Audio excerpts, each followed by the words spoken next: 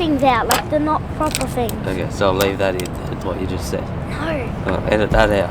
Yes. Malachi and I are just beginning a week-long school holiday trip. It's the winter school holidays in July.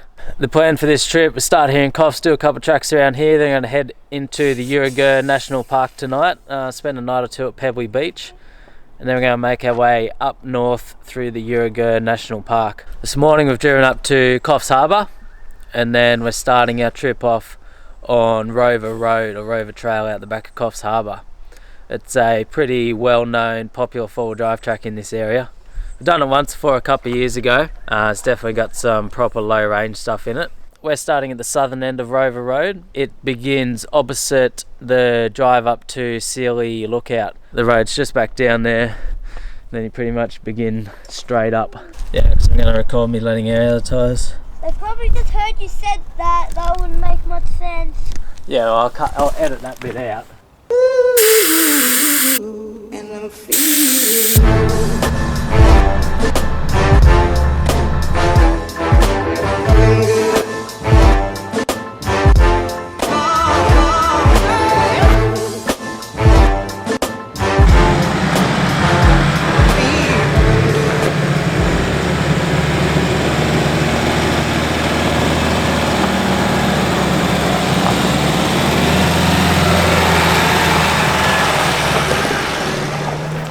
Coffs Harbour is very popular amongst four-wheel drivers. There's just an insane amount of tracks in the mountains that surround Coffs Harbour. There's a huge variety of tracks in the area, from easy all the way through to about as hard as you can get in four-wheel driving. I find that in areas like these you do have to be a little bit careful if you don't know the area, because you can take a turn down a track and it can just turn real ugly real quick. The good thing about the Coffs Harbour area is most of the tracks are pretty close to the town, so if you ever need help, spare parts, fuel, food, etc., you're never too far away.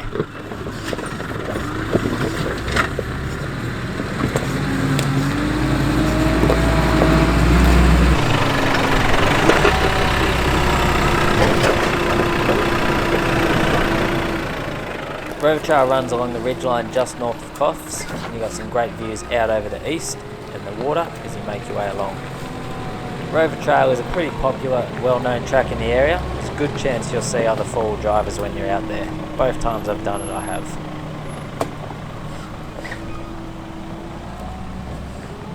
Keep in mind that if the weather turns bad and you have a little bit of rain, these tracks can get a whole lot harder very quickly. As you head along the ridgeline, the track does go up and down quite a bit, which is good, mixes it up, gives you a variety of terrain.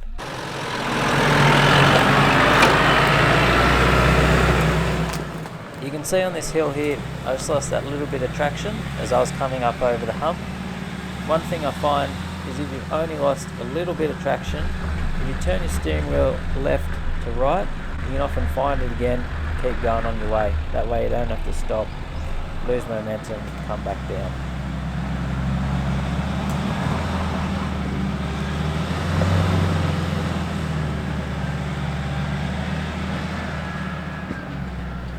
Stopped at the tower here, having a bit of lunch. We're most of the way through this track. It hasn't been anything too hard.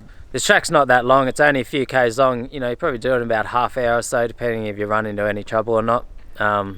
We got the last downhill descent now, which is the worst bit. That's why I went this direction, so we could go down the worst bit. We just went past two other four-wheel drives then, and they said they had to winch up it, like going down, which shouldn't be too bad.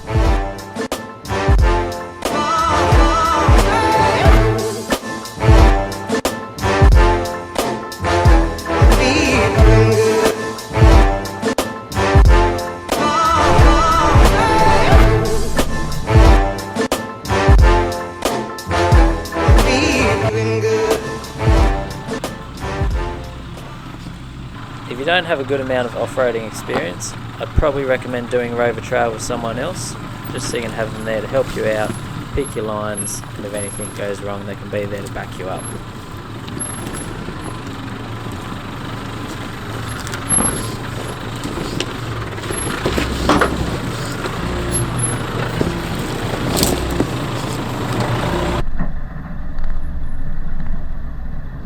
Here's the well-known tree root step on this bit, the big tree step. I've actually made a track around it now. down there, but that's just like pure dust. That's gonna get chewed up so quick. But yeah, there is an easier option now. You got the original tree root rock step over there, which is pretty nasty. You also got this side hill bit there they've made as well. It's a little bit of a confusing one, this one, trying to work out the best line down this. The tree root is well known as the hardest bit on Rover Trail. I have heard a couple of stories of people rolling their cars on this section, so you do have to be a little bit careful. I was really keen to give it a go. You can see here I was just struggling to find that right line. I backed up, tried again, still just couldn't work it out. Nice way down.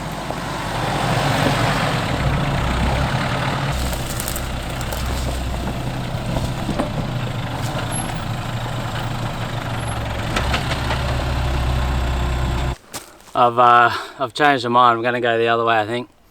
Even when I was starting there, before I even dropped into that hole, you got to come up high on the left, and I was just getting way too much lean already. Like, it was fine where I was, but then I was going to have a big drop in on the right. It's going to be a big wheel lift on the left. Yeah, I don't know, I just didn't like the feel of it. It's only our first day on our holidays, an easy track around there, no need to be stupid.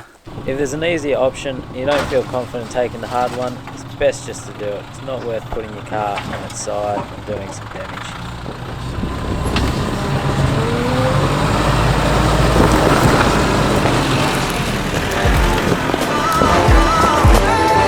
New dawn, drifting, birds flying high, drifting. It's a new dawn, drifting, birds flying high, drifting. It's a new dawn, drifting, birds flying high, drifting. It's a new dawn, drifting, birds flying high, drifting. It's a new dawn, drifting, birds flying high, drifting. It's a new dawn. Couple more challenges and we were down off Rover Trail.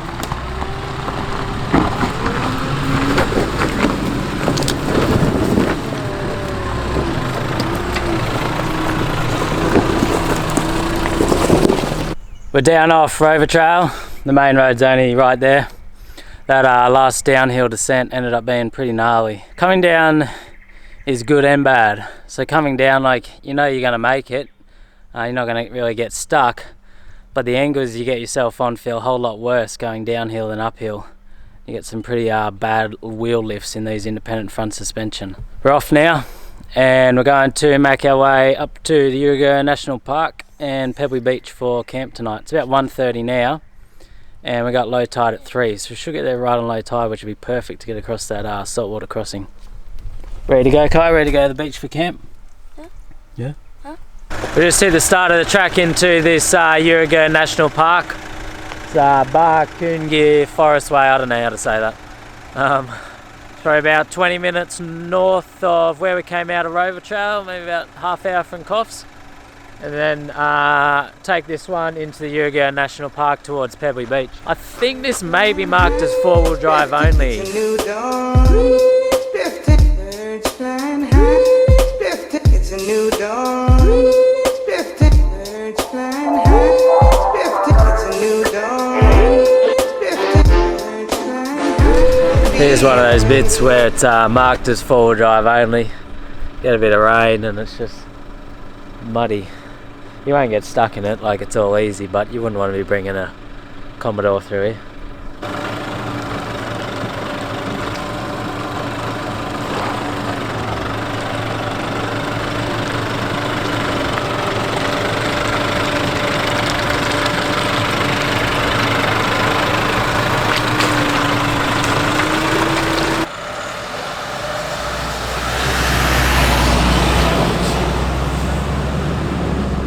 We're just about to hit the sand on the track out to Pebbly Beach. We have a wood pile back up there. We stocked up on wood. Got a bit of wood for the next couple of nights. Drive down a bit of a dirt road. About to hit the sand. You drive kind of over a few little sand dunes. It's all easy. Hit the beach, up the beach for a few k's, and then you cross the saltwater crossing and you're at Pebbly's.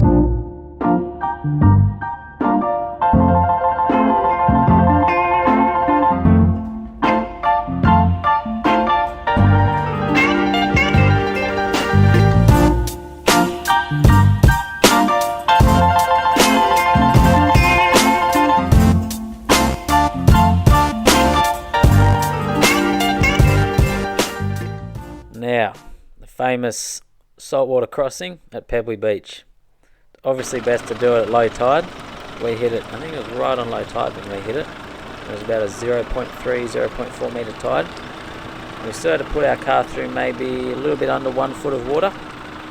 Now the biggest thing I see people doing wrong here is going through it too fast. Just putting salt water all over their car. I really can't see any point to that. It's so bad for your car.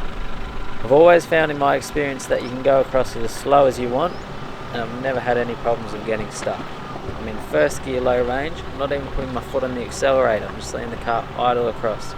That way I'm not flicking salt water up over everything. You can even see here, when I got over near the other side, I saw there was a little bit of a deeper channel there. So I parked my car where it was, right in the middle, got out, had a walk in front, tried to pick the shallowest line through, wasn't any problems. Made it to camp.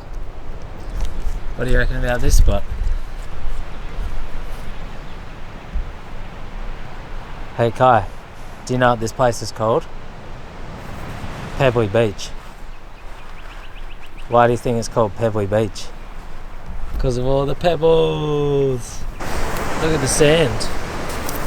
It's not sand, it's pebbles. So nice here at the moment. We just arrived to camp in Pebbly Beach. We're set up just behind there. We've got a little track down and onto the beach here.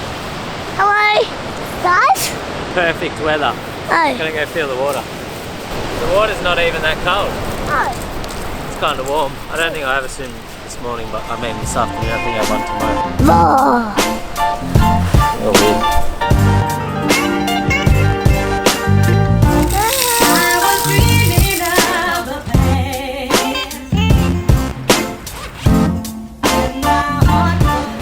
What? What's home? Uh-oh. Hey Kai. Yeah? It's 4:30 and it's already getting pretty cold, hey. Sun's disappeared. We're gonna get this fire going.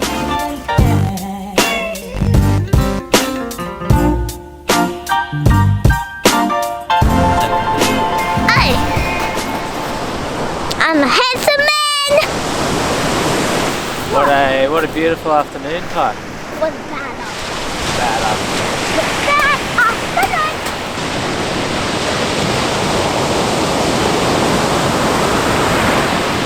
What? I said it is seriously cold tonight. I don't think, like, I know it's winter, but it's not normally this cold on the coast. Feels like we're out west somewhere, out in like the mountains. You. Oh. So I'll show you how to use it really good, right? Yeah. So use it like fast. It works better with one hand because you can do like this. Then you can just change hands.